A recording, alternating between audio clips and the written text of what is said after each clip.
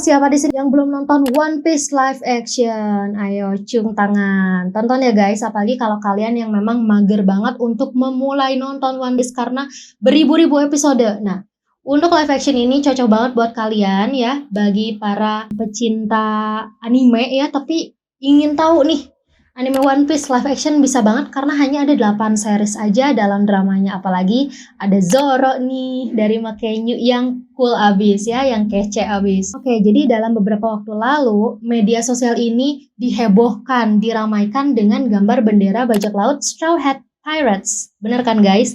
Kapal yang dinahkodai oleh Monkey D. Luffy dalam serial One Piece. Namun kali ini tuh bendera tersebut dikibarkan bukan hanya di lautan fiksi saja guys. Akan tetapi di dunia nyata juga sebagai simbol perlawanan rakyat Indonesia terhadap pemerintahan yang ada saat ini. Fenomena ini bermula dari aksi sejumlah seniman dan mahasiswa di berbagai kota yang membentangkan bendera gambar tengkorak bertopi jerami.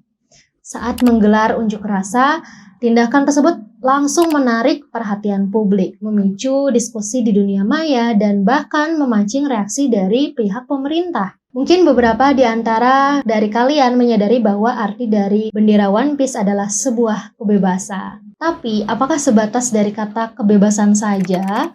Apa sih maknanya dari kata kebebasan itu ya yang sebenarnya? Lalu sisi kemiripan apa antara Indonesia dengan One Piece ya, khususnya di live action? Mengapa sih publik baik melalui media online maupun media offline mereka itu mengibarkan bendera One Piece bahkan terhitung sejak tanggal 17 Agustus lalu ya, di mana tanggal kemerdekaan kita. Apa sih semua hubungan ini dengan pemerintahan yang ada ya guys ya? Here we go! Let's check this out. Hajime Masho.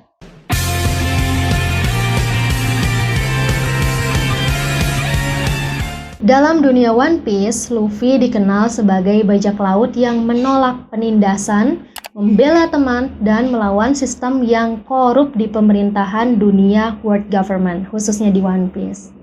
Citra ini rupanya selaras dengan keresahan masyarakat terhadap praktik korupsi dan penyalahgunaan kekuasaan di Indonesia. Bagi para pengunjuk rasa, Luffy ini tuh bukan sekadar karakter visi belaka ya guys. Ia adalah simbol idealisme seorang pemimpin yang berani melawan ketidakadilan meskipun harus menentang otoritas yang mapan. Dengan mengibarkan bendera Straw Hat Pirates, pesan yang ingin disampaikannya adalah korupsi adalah musuh bersama dan kita tidak takut untuk melawannya. Karena kalau kita sadari dari praktik korupsi dan suap menyuap saja itu menjadikan hukum dipandang bulu.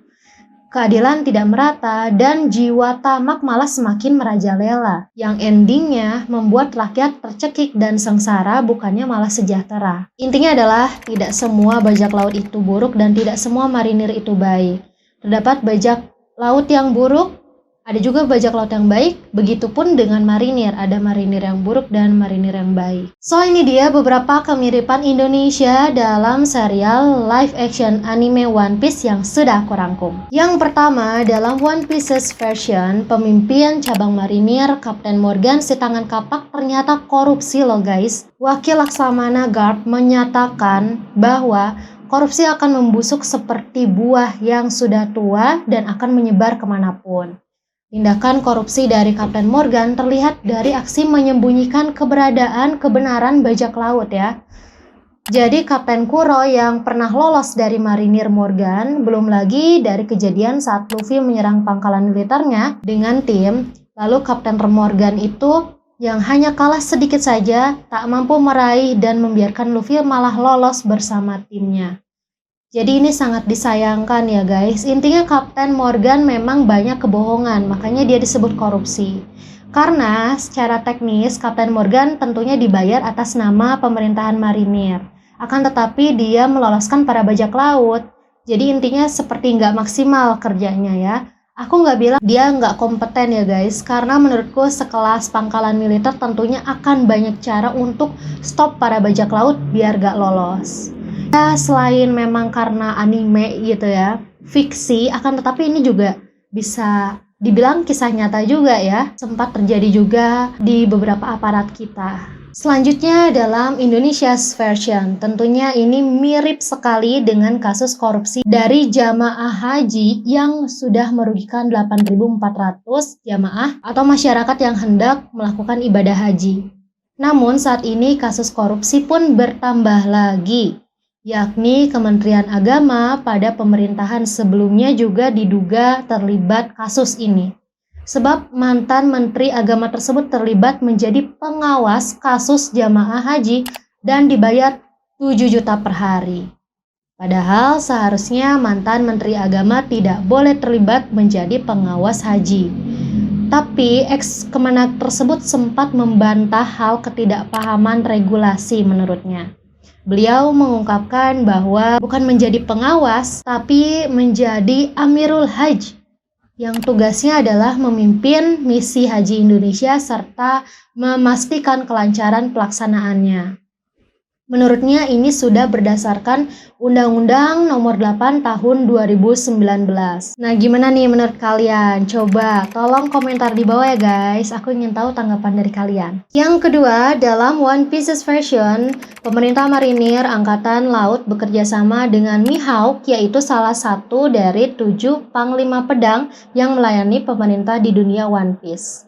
Artinya bisa dikatakan Mihawk ini adalah pembunuh bayaran dan tidak terikat oleh hukum. Lalu, Koby mendengarnya dari balik pintu. Percakapan yang dilakukan antara Garp, wakil Laksamana Marinir, dengan Mihawk, sang pendekar pedang. Alhasil, setelah pembicaraan usai dan Garp sedang menyantap daging asap, Koby pun langsung menghadap Garp dan mengatakan bahwa jika memang pekerjaan marinir ada sangkut paut dengan kerjasama para pejabat, maka nilai idealisme murni dari seorang marinir itu omong kosong untuk melindungi masyarakat. Jadi bisa dikatakan ya, di sini Koby itu hampir mengundurkan diri menjadi marinir, guys.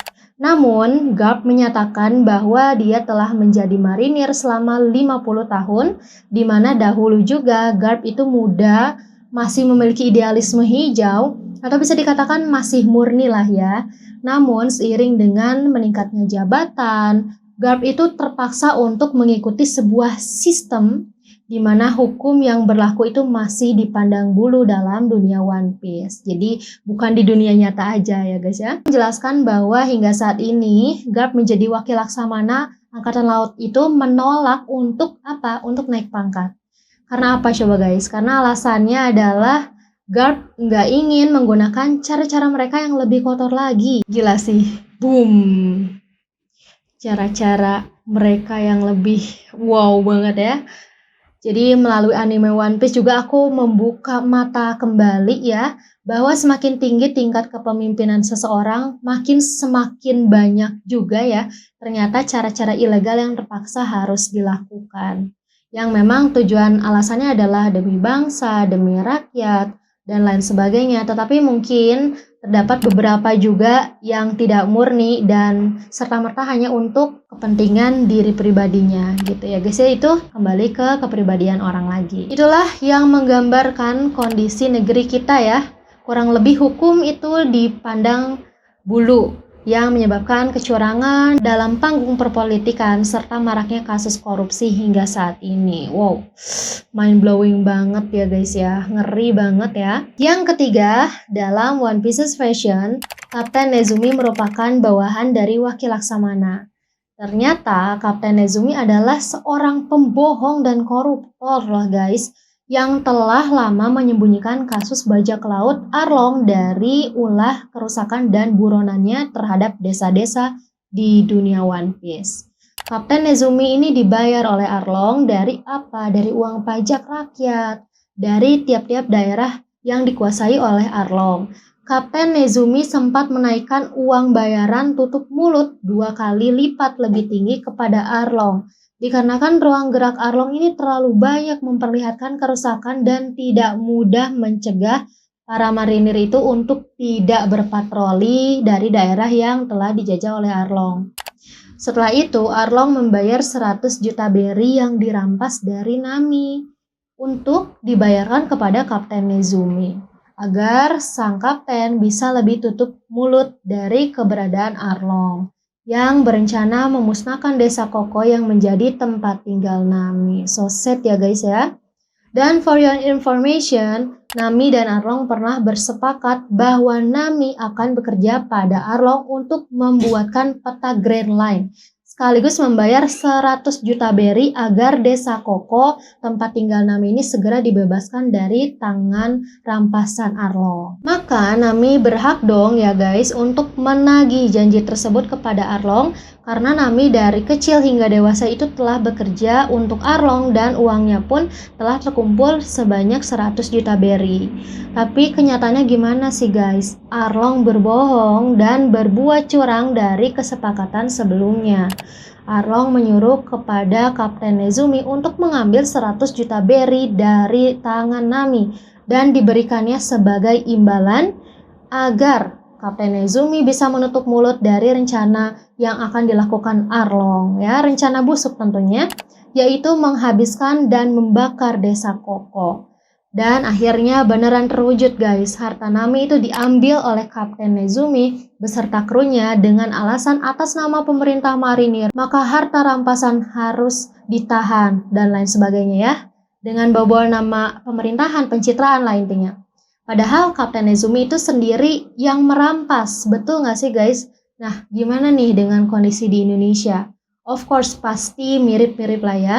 Dari unit penegak hukum pun kita masih bisa disuap. Misalnya nih, ada pejabat buka kilang dan tambang ilegal yang tidak memiliki izin usahanya. Tapi kebanyakan dari para aparat penegak hukum malah bungkam dan tidak melaporkan kasusnya jika kriminal itu sudah dalam level kelas kakap. Para pejabat tersebut tidak diadili dikarenakan aparat penegak hukum pastinya disuap. Belum lagi dari kasus para hakim, anggota parlemen, dan para pejabat publik lainnya, yang tentunya banyak sekali dari mereka yang terlibat dalam kasus suap menyuap korupsi. Naas banget ya guys ya.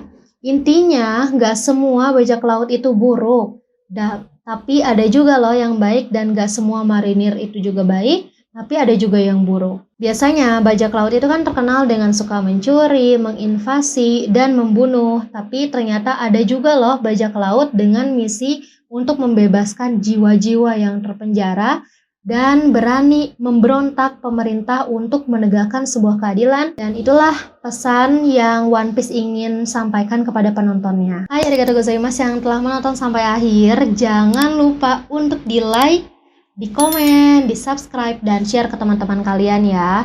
Bagi kalian yang ingin menambahkan informasi, ingin memberikan masukan, atau komentar terhadap fenomena ini boleh sekali. Atau bahkan request deh ya. Silakan, aku tunggu kalian. Tolong tulis di komentar di bawah ini ya guys. Terima kasih yang telah menonton sampai akhir. Jani!